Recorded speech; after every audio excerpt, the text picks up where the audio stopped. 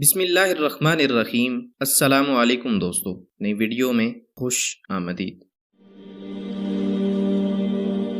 دوستو، زندگی سب کے لیے ایک جیسی ہے، کبھی آسان اور کبھی مشکل، کبھی خوشی اور کبھی غم، کبھی تکلیف اور کبھی راحت۔ لیکن یہ اس شخص کے لیے بہت مشکل اور تکلیف دہ ہے جو زندگی کی مشکلات کا سامنا کرنے کو تیار نہیں۔ بظاہر جو ہمیں تکلیفیں نظر آ رہی ہوتی ہیں، دراصل اللہ تعالیٰ نے اس کے اندر بہت بڑا انعام رکھا ہوتا ہے، بڑی کامیابی رکھی ہوتی ہے جس کو ہم دیکھ نہیں پاتے، اور اپنے رب سے شکوہ کرنے بیٹھ جاتے ہیں کہ صرف ہمارے لیے ہی مشکلات کیوں ہیں۔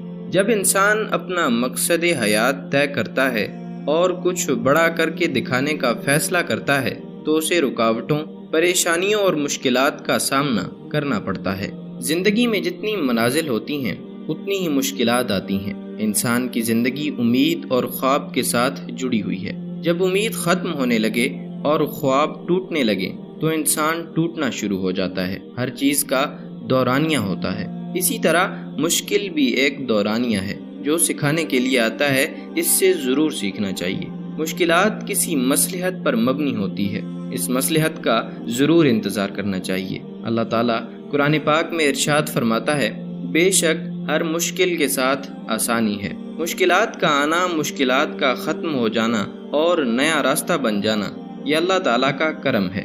صرف بیٹھ کر وقت گزارنا زندگی نہیں ہے، بلکہ کچھ کر گزرنا ہی اصل زندگی ہے۔ مثال کے طور پر اگر بندہ کسی اجنبی کے ساتھ گاڑی میں سفر کر رہا ہو اور اس کو اجنبی کے ساتھ سفر اچھا نہ لگے تو اسے چاہیے کہ وقت کا اندازہ لگائے کہ میرا یہ سفر کتنی دیر میں ختم ہوگا، اس کی تکلیف دور ہو جائے گی۔ اسی طرح احسن طریقے سے زندگی گزارنے کے لیے اپروچ بنانی چاہیے کہ زندگی میں اچھے برے دن آئیں تو کیسے مینج کیا جا سکتا ہے۔ مشکلات سے ٹوٹنے اور ہارنے کے باوجود امید کا دامن نہ چھوڑنے والا سرفراز ہو جاتا ہے۔ بدترین حالات میں بھی اچھی امید قائم رکھنی چاہیے، کیونکہ یہ اللہ کی طرف سے مصلحت اور بہتری کے امکانات کے ساتھ موجود ہوتے ہیں۔ ہمیشہ اچھا گمان رکھنا چاہیے۔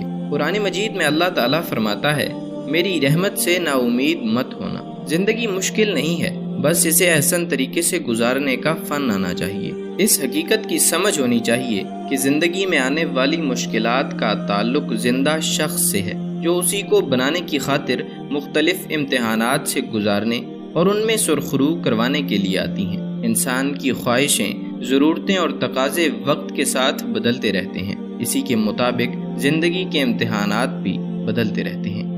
انسان کو چاہیے کہ اپنی مشکلات کو دیکھتے ہوئے اس کائنات کو تصور ملائے، پھر اس کائنات کے بنانے والے کو تصور ملائے۔ جب کائنات اور اس کا بنانے والا تصور میں آئے گا تو اپنا آپ اور مشکلات چھوٹی لگنے لگیں گی۔ مشکلات امتحان اور آزمائش کی خاطر آتی ہیں، اور یقیناً اس کے بعد اللہ تعالیٰ نے بہت بڑا انعام رکھا ہے۔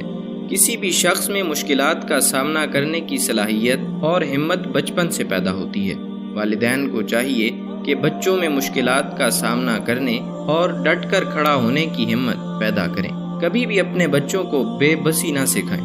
اگر بچوں نے بے بس رہنا سیکھ لیا اور خودداری چھوڑ دی تو پھر وہ کبھی تبدیل نہیں ہوں گے۔ والدین کو مشکلات کا ہمت سے سامنا کرتے ہوئے بچوں کو بھی ہمت دلانی چاہیے۔ اگر بچپن میں ہی ہمت کی عادت ڈال دی جائے تو ان کی آنے والی زندگی بہت بہتر ہو جاتی ہے۔ ایک وقت میں کی ہوئی چھوٹی سی ہمت آنے والے وقت میں بڑا نتیجہ اخذ کرتی ہے۔ چھوٹی سے چھوٹی چیز بھی چھوٹی نہیں ہوتی۔ کچھ لوگوں کے بدلنے سے معاشرے میں بڑی تبدیلی آنا شروع ہو جاتی ہے۔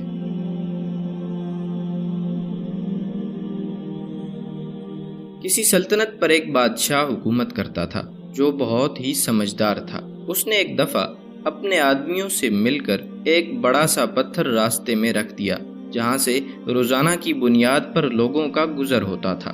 پتھر کی وجہ سے اس راستے سے گزرنا مشکل ہو گیا تھا۔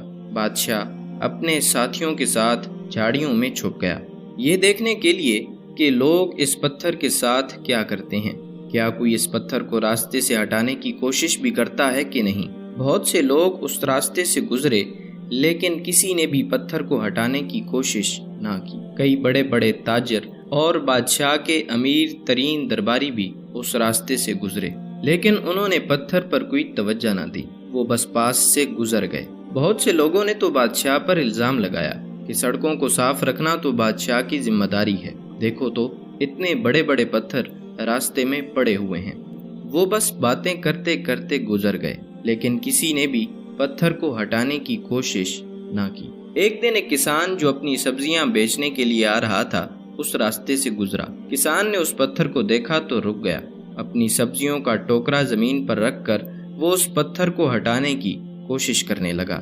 وہ اکیلا تھا، اس لیے اس کو کافی زور لگانا پڑا، لیکن آخرکار وہ اس پتھر کو ہٹانے میں کامیاب ہو ہی گیا۔ کسان بہت خوش تھا کہ اس نے لوگوں کے راستے کو صاف کر دیا۔ جب وہ اپنی سبزیوں کا ٹوکرا اٹھا کر مڑا تو اس نے دیکھا کہ جہاں پتھر تھا وہاں پر سونے کے سکوں سے بھری ہوئی ایک تھیلی پڑی ہے۔ وہ تھیلی دراصل اس پتھر کے نیچے بادشاہ نے رکھی تھی تاکہ جو بھی اس رکاوٹ کو دور کرے اس کو یہ تھیلی مل جائے۔ دوستو، زندگی میں جو بھی مشکل ہمارے سامنے آتی ہے اس کے اندر ایک اپرچونٹی چھپی ہوتی ہے۔ کچھ لوگ صرف بہانے بناتے ہیں، مشکلوں سے نظریں پھیر کر کترا کر گزر جاتے ہیں، اور کچھ لوگ ان پتھروں کو ہٹا کر ان کے نیچے چھپے خزانے کے حقدار بن جاتے ہیں۔ جتنی بڑی مشکل ہوگی اس پر قابو پانے سے کامیابی بھی اتنی ہی بڑی ملے گی۔ مشکلیں ہمارا راستہ روکنے کے لیے نہیں بلکہ راستہ دکھانے کے لیے آتی ہیں۔ ہار نہ ماننا اگر سیکھنا ہے تو چیونٹی سے سیکھیں۔ آپ اس کا راستہ نہیں روک سکتے، جتنی بار آپ اس کا راستہ روکیں گے وہ اتنی بار نیا راستہ تلاش کرے گی۔ آپ جتنی اونچی اڑان بھریں گے آپ کے پر اتنے زیادہ مضبوط ہوں گے۔